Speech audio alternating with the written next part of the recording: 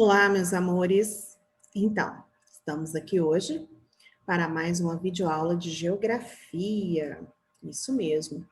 Meus amores, nós vamos iniciar hoje a unidade 12 de geografia, que vem falando sobre a nossa participação aí como cidadão, né? Como que eu posso interagir com a cidadania do meu país, como eu posso participar socialmente disso, como eu posso saber que as coisas estão caminhando, que elas estão acontecendo. Então, é isso que nós vamos ver agora, como eu, como cidadão, posso participar socialmente das coisas que acontecem aí no meu país, no caso, o Brasil. Então, na unidade 12 vem com o tema aí, participação social no Brasil. Esse é o nosso objeto de conhecimento da unidade 12. Sessão de votação no município de Picuí, na Paraíba, onde nós temos aqui os mesários, né, fazendo o seu trabalho, inclusive logo, logo teremos eleições aí para presidentes, prefeitos, desculpe, vereador. E aqui nós temos a urna, aonde acontece o voto, né? Você sabe quem toma as decisões no nosso país? Quem será que toma essas decisões? Nós sabemos que em conjunto, nós, o povo, decidimos em quem vamos votar para colocar lá, para tomar as decisões por nós, para nos representar. Temos o presidente, prefeito, vereador, senador, deputado. Como podemos participar para melhorar as condições de vida no lugar em que vivemos? Nós vamos ver isso agora, através da participação ativa, para ver se as pessoas estão trabalhando como devem, né? Participar aí dessas assembleias aonde acontecem sempre, tanto virtualmente como presencialmente, saber o que foi decidido, estar sempre ativo, votar de forma consciente. Quem deve proteger a natureza do Brasil? Nós sabemos que tanto nós como os nossos governantes também. Não adianta ter leis que protegem a natureza e as pessoas fazerem coisas que estão fora da lei, passar por cima daquilo que é previsto em lei. Então tem todo um conjunto, né? É a sociedade junto com esse governo que nós aí escolhemos que devemos lutar por um país melhor e devemos estar sempre de olho observando tudo que está acontecendo. Ideias em construção aí então. Página 102. O poder público brasileiro. Como você já estudou, o poder público brasileiro é composto de 3 poderes, grifem aí: legislativo, o executivo e o judiciário. Legislativo é quem faz as leis, executivo é quem executa. E o judiciário é aquele que fiscaliza para saber se tudo isso está acontecendo de forma correta. Os representantes dos poderes executivo e legislativo são eleitos pela população brasileira de 4 em 4 anos por meio do voto. Já os representantes do Poder Judiciário são escolhidos pelos outros poderes. Os 3 poderes estão em equilíbrio e nenhum possui mais autoridade do que o outro, devendo trabalhar em conjunto para garantir o bom funcionamento do Estado brasileiro. Mas você sabe qual é a diferença entre Estado com E maiúsculo e Estado com E minúsculo? Grifem aí. O Estado com E maiúsculo é a organização da sociedade composta por diversas instituições. E o Estado, com E minúsculo, é a divisão territorial, administrativa. Por exemplo, o Estado do Pará. A tia Gra já chegou a comentar isso com vocês, inclusive, numa aula de história. O porquê de o Estado estar com letra maiúscula, né? Então, é por isso, porque é uma organização de uma sociedade. E ele, com letra minúscula, já se refere a uma região, a divisão territorial, tá? Então, nós temos aí, ó, vejam a figura abaixo, os representantes de cada poder público que compõem o Estado brasileiro. Então, o legislativo, quem compõe o legislativo? Deputados federais, senadores, deputados estaduais e vereadores, que são responsáveis por elaborar as leis. Executivo, presidente, governadores e prefeitos, que são responsáveis por executar essas leis e colocar essas leis em prática. E o judiciário, que é o Supremo Tribunal Federal, os tribunais estaduais e os juízes, que são responsáveis por fiscalizar o trabalho de todos esses aqui, para saber se está tudo conforme a lei. Certo? Construindo Conhecimentos, página 103.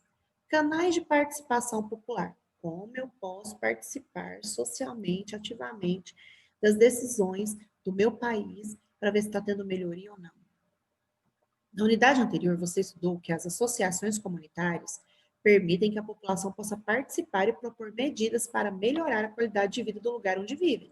Principalmente essas comunidades aí, os bairros, né, que tem essas associações de bairros, onde tem o presidente do bairro que pega essas informações dos problemas do bairro e leva para as autoridades para ver o que pode ser feito.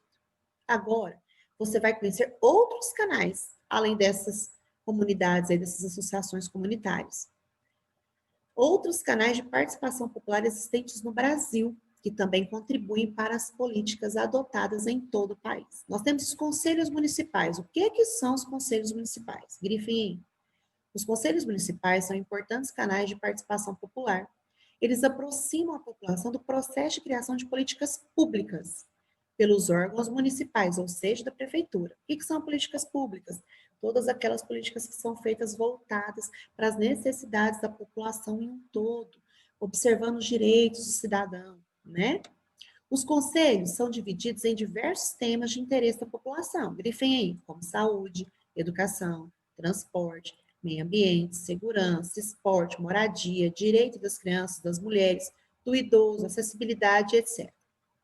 Eles são compostos por representantes da prefeitura, da população e de entidades não governamentais, especialistas sobre o tema em discussão, entre outros. Os conselheiros municipais, grifem também, se reúnem para discutir essas medidas que devem ser tomadas para melhorar as condições de vida do município, conforme o tema de interesse da população. Por exemplo, uma comunidade necessita de que novas linhas de ônibus sejam implantadas no lugar onde eles vivem. O conselheiro municipal vai ouvir ali todos ali daquela comunidade, vai reunir para avaliar se o pedido tem validade, se realmente precisa, e como a prefeitura pode encontrar soluções, condições para entender a necessidade daquela comunidade. Ao debater as medidas, os conselheiros ajudam a criar normas e regras e a fiscalizar se elas estão sendo cumpridas na prática, tá? Nós temos aí o Conselho Municipal dos Direitos da Criança e do Adolescente, que faz parte também desses conselhos aí, como a tia Grazi acabou de dizer, né? Tem vários conselhos do idoso, tá? Da criança, da mulher. Então, existem esses conselhos para ajudar a definir situações onde precisa de algo, de melhoria naquele sentido, para aquele momento, né? Para a real situação do município. Existem também as audiências públicas. O que são as audiências públicas? Grifem aí. As audiências públicas em que as pessoas se reúnem para discutir um determinado tema, dar suas opiniões e solicitar que o poder público tome algumas medidas para melhorar as condições de vida da população. Com o objetivo de proteger o meio ambiente, por exemplo, são debatidos nas audiências públicas os impactos ambientais de obras de grande porte, como a construção de usinas hidrelétricas, linhas de metrô, portos e rodovias. Então, a população vai participar disso, porque ela pode dizer os prós e os contras de montar uma usina hidrelétrica em um determinado local, né? Então, por isso que existem essas audiências públicas, porque precisa da participação da população daquele local, daquela região, onde algo será implementado, para saber a opinião deles e o que eles acham em relação a isso. Por isso que existem essas audiências públicas, tá? Nós temos aqui a imagem de uma audiência pública para debater os impactos ambientais provocados por uma obra em Porto Alegre, no Rio Grande do Sul, certo? Então, antes de fazer, eles têm esse objetivo aí de proteger o meio ambiente, por isso que eles fazem isso, porque às vezes eu vou ter que desmatar, como a tia Grazi explicou para vocês, para fazer uma hidrelétrica eu tenho que desviar o curso de um rio, eu tenho que tirar algumas árvores ali para fazer essa sede. Então, existem essas audiências públicas com esse intuito aí também de proteger o meio ambiente. Os responsáveis pela construção da obra, os representantes do poder público, os especialistas em meio ambiente, grifem isso aí também. Participam das audiências públicas para apresentar os aspectos positivos e os negativos para a população, em especial para aquela que poderá ser afetada pela obra. Então, nesse momento, as pessoas podem questionar a importância da obra. É necessário mesmo? Preciso? O que pode acontecer? Qual é o fator positivo? Qual é o negativo? Dar opiniões e sugerir alternativas para que haja o menor impacto possível. Congresso Nacional. né, que é onde estão ali os nossos deputados, o Senado. O Congresso Nacional faz parte do Poder Legislativo e é composto pela Câmara dos Deputados e pelo Senado. É no Congresso que os senadores e deputados, grifem aí, têm a função de elaborar, revisar e aprovar leis sobre diversos temas de interesse da população brasileira. Por isso é necessário que as autoridades parlamentares estejam atentas às necessidades da população, considerando as condições existentes em cada lugar do país. A população também pode participar do processo de elaboração das leis do Congresso Nacional, por meio da Comissão de Legislação Participativa, a CLP. As pessoas podem sugerir temas de lei de acordo com as necessidades de suas comunidades. Também quero essa partezinha aí grifada, tá? Por exemplo, você tem uma ideia de uma lei que proíba jogar lixo em locais inadequados e acha que isso tem que ser discutido lá no Senado, como nas ruas do bairro em que você vive. Essa regra irá promover melhorias na qualidade de vida dos moradores. A ideia de lei poderá ser enviada para o Congresso e votada pelos parlamentares. Caso seja aprovada, essa norma passará a valer e deverá ser seguida por todos, tá? Então, eu tenho uma ideia, eu posso enviar lá para o Congresso Nacional para que isso seja votado? É bom para todo mundo? Posso. Através dessa CLP. Eu posso ter a minha participação popular propondo uma melhoria, tá? Aí nós temos aí, quer saber mais, nós temos lá o site Portal e Democracia da Câmara dos Deputados. Esse portal permite às pessoas a ter acesso às leis que estão sendo votadas na Câmara dos Deputados, bem como acompanhar e participar dos debates realizados entre as autoridades parlamentares. Lá no Portal Edros, tem aí o site para vocês entrarem. Se você digitar também no Google, Portal e Democracia, você consegue entrar para saber tudo o que está acontecendo. Os órgãos do poder público. Nós temos vários órgãos aí de defesa do meio ambiente, dos índios, tá? Das águas, que existem justamente para proteger e tentar fazer algo pela natureza. Como a tia Grazi disse, tanto nós como o governo tem que fazer algo, né? O poder público brasileiro é composto por vários órgãos oficiais que fiscalizam e colocam em prática as decisões tomadas pelas autoridades, buscando soluções e a melhoria da qualidade de vida da população. Veja a seguir alguns exemplos de órgãos públicos do Brasil. Nós temos a ANA, que é a Agência Nacional de Águas, grifem isso aí, também conhecida como ANA. Ela foi criada nos anos 2000 com o objetivo de administrar os recursos hídricos existentes no Brasil. Para isso, ela tem a tarefa de fiscalizar as formas de uso dos recursos hídricos, monitorar a qualidade das águas e auxiliar estados e municípios na preservação desses recursos presentes em seus territórios. Então, nós temos aí o monitoramento da qualidade da água feita no Rio Paraupeba, tá, realizado pelos funcionários da ANA, após o desastre em Brumadinho. Tudo bem, o governo faz sua parte. Mas e aí, se a água estiver poluída, a culpa é de quem? Né? E aí, se não estiver legal? Então, todos nós temos que fazer a nossa parte, ok? Desde entidades, donos de empresas e o governo, tá, gente? É um trabalho em conjunto. Nós temos o Ministério do Desenvolvimento Regional, que é a Secretaria Nacional da Mobilidade Urbana. Como acontece essa mobilidade, né? O Poder Executivo, grifem isso aí, é constituído de ministérios que colocam em prática medidas necessárias para atender às diversas necessidades do país. A Secretaria Nacional de Mobilidade Urbana, por exemplo, pertence ao Ministério do Desenvolvimento Regional e tem a finalidade de melhorar a mobilidade urbana, isto é, o deslocamento de pessoas nas grandes cidades. É tarefa dessa secretaria orientar os prefeitos das cidades a criar alternativas que facilitem o deslocamento da população, como investir em transporte coletivo, ciclovias e calçadas, com rampa de acessibilidade para cadeirantes.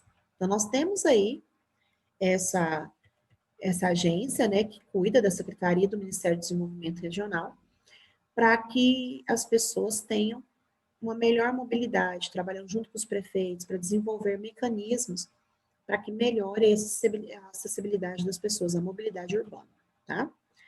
Aqui nós temos calçadas com rampa de acessibilidade para cadeirantes em João Pessoa, na Paraíba, faixa exclusiva para ônibus, uma BRT em Curitiba, no Paraná, que trouxe mais rapidez para o deslocamento urbano. E nós temos também a FUNAI, que é a Fundação Nacional do Índio. Este órgão foi criado em 1967 com a missão de proteger os direitos dos povos indígenas no Brasil.